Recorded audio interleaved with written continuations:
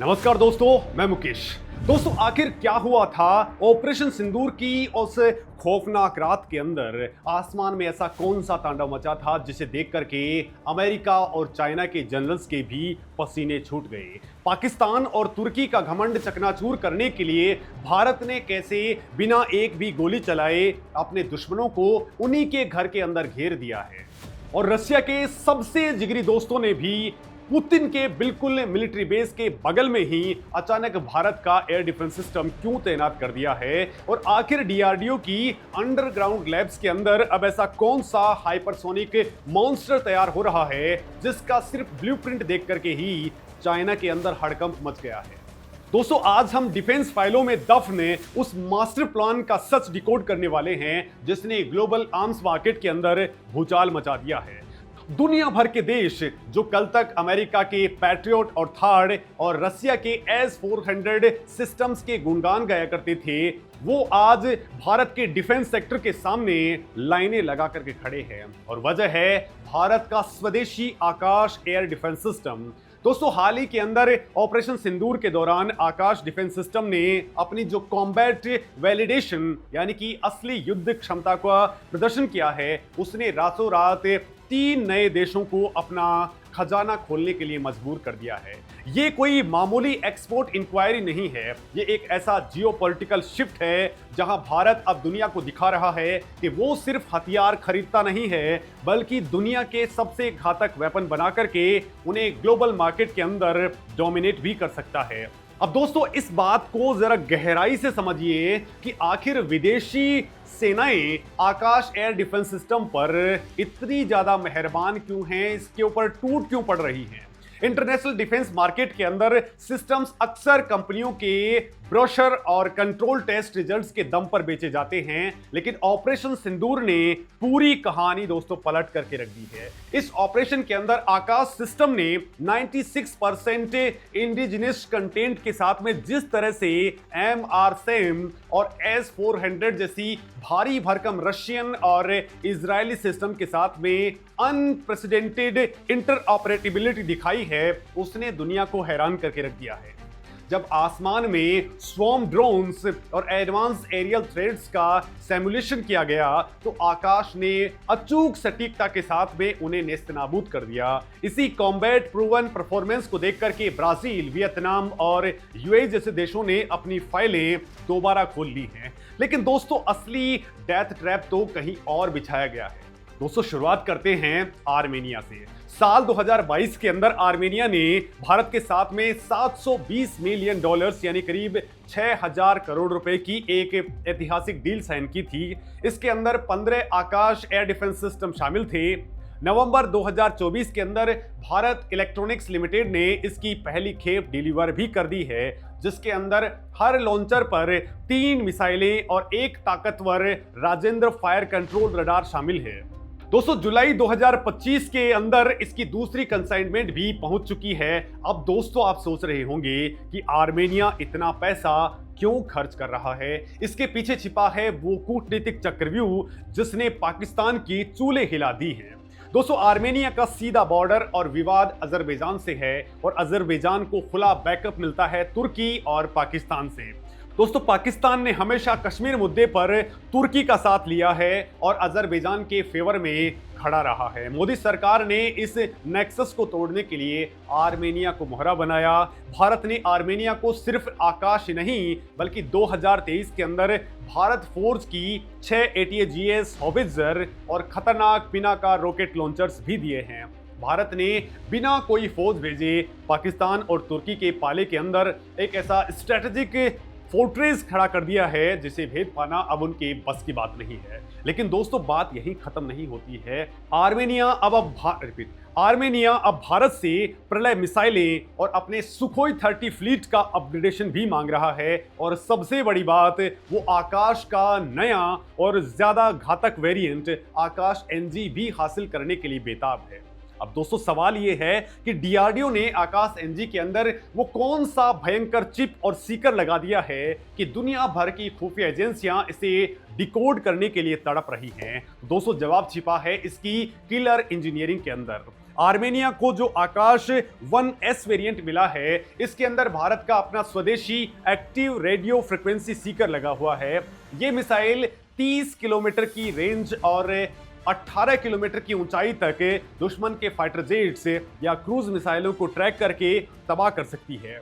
पुराने सिस्टम्स के अंदर मिसाइलों को जमीन से गाइड करना पड़ता था, लेकिन ये नया सीकर मिसाइल को खुद अपना दिमाग इस्तेमाल करने की ताकत देता है। लेकिन दोस्तों, असली तबाही तो आकाश एनजी यानी कि न्यू जनरेशन वेरिएंट के अंदर है।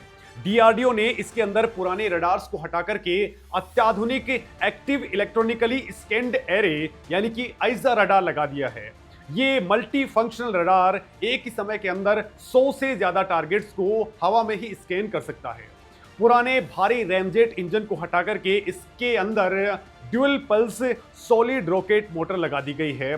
इसका सीधा मतलब यह है कि मिसाइल का वजन कम हो गया है, रफ्तार मैक 3 के पार चली गई है और इसकी रेंज 50 से लेकर के 70 किलोमीटर तक बढ़ा दी गई है। तो इसमें लगे ECCM यानी कि इलेक्ट्रॉनिक काउंटर मेजर्स जेमिंग सिग्नल्स को ही बाईपास करके टारगेट को हवा में ही राख कर देते हैं। ये स्वदेशी मिसाइल हवा में ही दुश्मनों को एक साथ मौत के घाट उतारने की मशीन बन चुकी है। अब दोस्तों, जरा इस पूरे गेम के ग्लोबल एंगल को देखिए। अमेरिका का पैट्रियट सिस्टम और इजराइल का आयरन डोम निस्संदेह एडवांस हैं, लेकिन उनकी कॉस्ट इतनी ज्यादा है कि हर देश की इकोनॉमी उन्हें बर्दाश्त नहीं कर सकती है।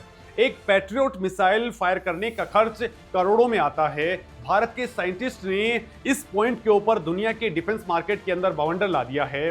कैनिस्टर बेस्ड लॉन्च सिस्टम से फायर होने वाला आकाश बहुत ही कम कीमत के अंदर वो कॉम्बैट एक्यूरेसी दे रहा है, जो पश्चिमी देशों के महंगे हथियारों का सीधा अल्टरनेटिव बन चुका है।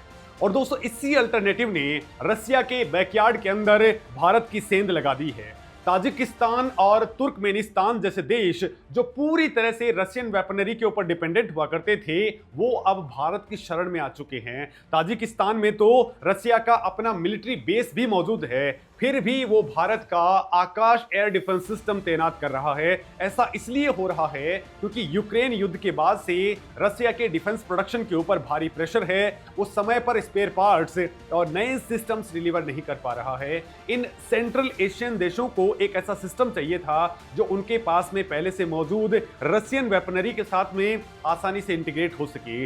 आकाश इसके अंदर परफेक्टली फिट बैठता है। दोस्तों, ये भारत का वो तगड़ा गेम है जिसने बिना किसी शोर शराबे के रशियन डोमिनेटेड मार्केट के अंदर भारत का झंडा गाड़ दिया है। इसी बीच दोस्तों, एक ऐसा डेवलपमेंट हुआ है जिसने सबको चौंका कर रख दिया है।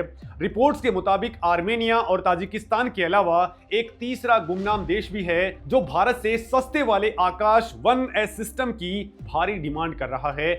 अब दोस्तों, ये सीक्रेट खरीदार कौन है, इसका नाम अभी बाहर नहीं आया है, लेकिन इसने डिफेंस एक्सपर्ट्स को सोचने पर मजबूर कर दिया है।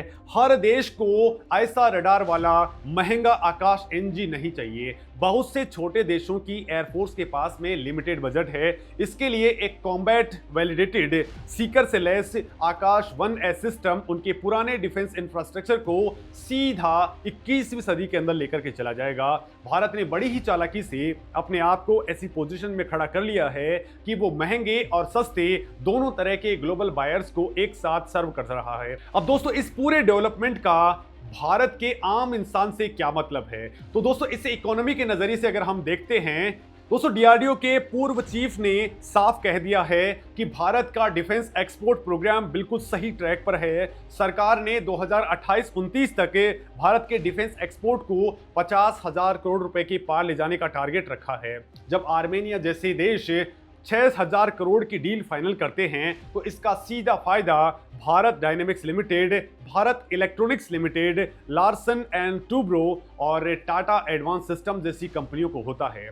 देश के अंदर मैन्युफैक्चरिंग इकोसिस्टम मजबूत होता है, हजारों नई नौकरियां प्रोड्यूस होती हैं और विदेशी मुद्रा भंडार आता है। हम सिर्फ वेपन्स नहीं बेच रहे हैं, हम अपना ग्लोबल इन्फ्लुएंस बढ़ा रहे हैं। और दोस्तों, आज जो देश भारत से हथियार खरीद रहा है वो अगले 30 सालों तक के उनके मेंटेनेंस, स्पेयर पार्ट्स और ट्रेनिंग के लिए भारत पर डिपेंडेंट रहेगा। ये एक ऐसा स्ट्रेटेजिक लेवरेज है जो क्राइसिस के समय में यूएन के अंदर वोटिंग से लेकर के ट्रेड डील्स तक भारत के फेवर में काम करेगा। मोदी सरकार की डिफेंस पॉलिसी का यही सबसे बड़ा हिडन लेयर है। दोस्तों, हम अब किसी बड़े देश के पिछलगू नहीं हैं, हम स्ट्रेटेजिक ऑटोनॉमी के उस मुकाम पर पहुंच चुके हैं जहां हम खुद ग्लोबल सिक्योरिटी के गारंटर बन रहे हैं। लेकिन दोस्तों, अगर आपको लग रहा है कि आकाश 1S और आकाश NG ही सबसे घातक है तो जरा रुकिए। डीआरडीओ की अंडरग्राउंड लैब्स के अंदर अब एक ऐसा हाइपरसोनिक मॉन्स्टर तैयार हो रहा है और उसकी सुगवाट भी बाहर आ चुकी है, जिसका सिर्फ ब्लूप्रिंट ही चाइना के अंदर हड़कंप मचाने के लिए काफी है। दोस्तों, फ्यूचर डिफेंस रिपोर्ट्स इशारा कर रही हैं कि आकाश फैमिली का अगला एक्सटेंडेड रेंज वर्जन 100 किलोमीटर से ज्यादा की मारक क्षमता के साथ में आएगा। वो सिस्टम इतना खूंखार होने वाला है कि अगर भारत ने उसे साउथ चाइना सी के आसपास वाले वियतनाम या फिर फिलीपींस जैसे देशों को एक्सपोर्ट कर दिया तो चाइना का सारा एरियल डोमिनेंस हवा में ही उड़ जाएगा। दोस्तों, ऑपरेशन सिंदूर से निकली ये चिंगारी अब एक साथ दावानल बन चुकी है जो दुनिया के डिफेंस मार्केट के पुराने नियमों को जला करके राख कर रही है। भारत ने साबित कर दिया है कि उसकी तकनीक सस्ती जरूर है, लेकिन वो किसी भी मायने में वेस्टर्न जायंट से कम नहीं है। हम एक ऐसे दौर के अंदर एंटर कर चुके हैं जहां देश की सीमाएं नहीं बल्कि दुनिया के कई देशों का आसमान भारत की धरती पर बन रही मिसाइलों से सुरक्षित हो रहा है। अब दोस्तों, इस आकाश एयर डिफेंस सिस्टम के ऊपर आपकी क्या राय है और हमें कौन कौन से देशों को इसे बेचना चाहिए? कमेंट में आप अपनी बात जरूर लिखिएगा। नमस्कार दोस्तों।